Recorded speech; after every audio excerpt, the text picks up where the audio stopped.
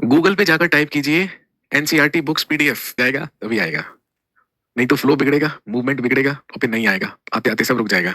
समझ गए बात? और फिर नहीं आएगा, मूड खराब हो जाएगा, इरिटेट हो जाएंगे फिर आप, एज यूजुअल जैसे हमेशा हो जाते हैं। समझ गए बात? हाँ जी, तो फॉरेन ट्रेवलर्स भी क्या है, एक लिटरेरी सोर्स है जो हमें हमारे अतीत के बारे में बताता है। जब दिल्ली सल्तनत चल रही थी और दिल्ली सल्तनत में तुगलक डायनेस्टी या तुगलक वंश चल रहा था, तो आप जानते होंगे कि मोहम्मद बिन तुगलक जो दिल्ली का सुल्तान था, उसी के शासनकाल में इब्न बतूता नाम का एक प्रसिद्ध अफ्रीकी यात्री मोरक्को से भारत आया और उसने यहाँ पर आकर कुछ साल बिताए। वो लगभग 8 साल तक मोहम्मद बिन तुगलक का काजी बनकर रहा। फिर जब वो यहाँ से वापस लौटा तो उसने अपनी पूरी की पूरी जर्नी को एक बुक में लिखा जिसका नाम था रेहला। और वो रेहला वो इंपॉर्टेंट सोर्स है जो हमें दिल्ली सल्तनत, तुगलक वंश और मोहम्मद बिन तुगलक के शासनकाल के बारे में कई सारी महत्वपूर्ण जानकारियां देता है।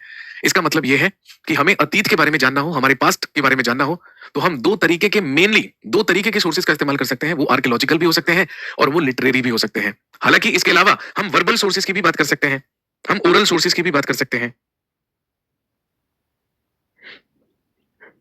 अगर इन दोनों सोर्सेज के अलावा बात करें तो दो प्रकार के सोर्सेज और हो सकते हैं। अब जैसे सबसे पहले वर्बल सोर्सेज या ओरल सोर्सेज, कहने का मतलब वो कहानियां जो हमने केवल और केवल, या वो लोक कथाएं जो हमने केवल और केवल एक दूसरे से सुनी है, लेकिन उसका हमारे पास ना तो कोई रिटन सोर्स है और ना ही कोई आर्कियोलॉजिकल सोर्स। तो कई सारी ऐसी भी चीजें होती हैं जिनको हिस्ट्री में शामिल किया जाता है या कर किया जा सकता है। या फिर कुछ आर्टिस्टिक सोर्सेज होते हैं या कुछ कलात्मक स्रोत होते हैं।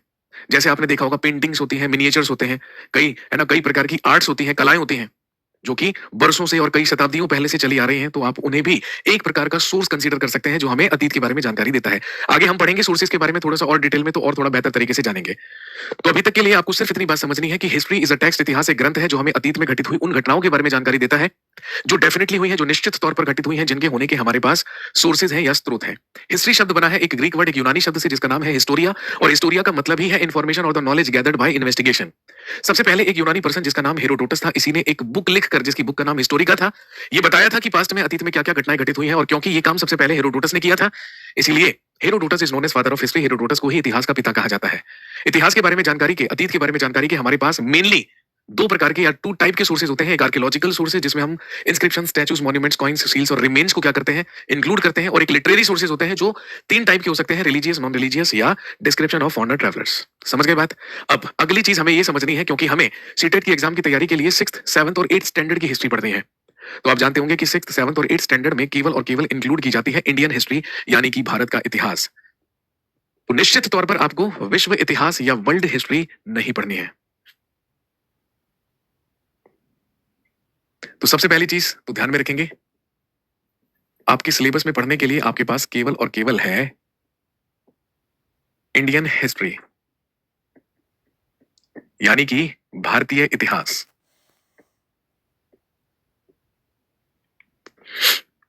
सबसे पहली बात तो आपको यह ध्यान में रखनी है कि आपको इंडियन हिस्ट्री या केवल और केवल भारतीय इतिहास पढ़ना है। और डेफिनेटली बात है, इंडियन हिस्ट्री की अगर हम बात करें तो 6th, 7th और 8th स्टैंडर्ड की जो एनसीईआरटी की बुक है उसमें केवल और केवल भारत के इतिहास के बारे में चर्चा की गई है। दोस्तों ध्यान रखेंगे, अगर हम इंडियन हिस्ट्री की बात करें तो Indian history can be divided into 3 major parts. Bharat के इतिहास को हम 3 मेजर पार्ट्स में क्या कर सकते हैं, डिवाइड कर सकते हैं। और वो 3 मेजर पार्ट्स कौन कौन से होते हैं, ध्यान रखेंगे। सबसे पहले कहलाता है एंशिएंट इंडिया, इसके बाद आता है मेडिवल इंडिया, और फिर तीसरा major part is known as modern India. Ancient India, medieval India and modern India, इन 3 पार्ट्स में हम इंडियन हिस्ट्री को या भारतीय इतिहास को विभाजित कर सकते हैं, डिवाइड कर सकते हैं। एंशिएंट इंडिया को आप हिंदी में लिख सकते हैं प्राचीन भारत, मेडिवल इंडिया को आप लिख सकते हैं मध्यकालीन भारत, और मॉडर्न इंडिया को आप हिंदी में लिख सकते हैं आधुनिक भारत। इन 3 मेजर पार्ट्स में हमने अपनी हिस्ट्री को, अपने इतिहास को डिवाइड किया है। लेकिन अगर हम इसमें सबसे लंबे और सबसे पुराने पीरियड के बारे में बात करें तो ध्यान रखेंगे more than 90% of historical period is in ancient India. हमारा 90% से भी ज्यादा इतिहास जो है वो अकेले एंशिएंट इंडिया या अकेले प्राचीन भारत में एग्जिस्ट करता है। और क्योंकि सबसे पुराना पार्ट तीनों में एंशिएंट इंडिया है, प्राचीन भारत है, इसीलिए ancient India can be further divided into 3 major parts.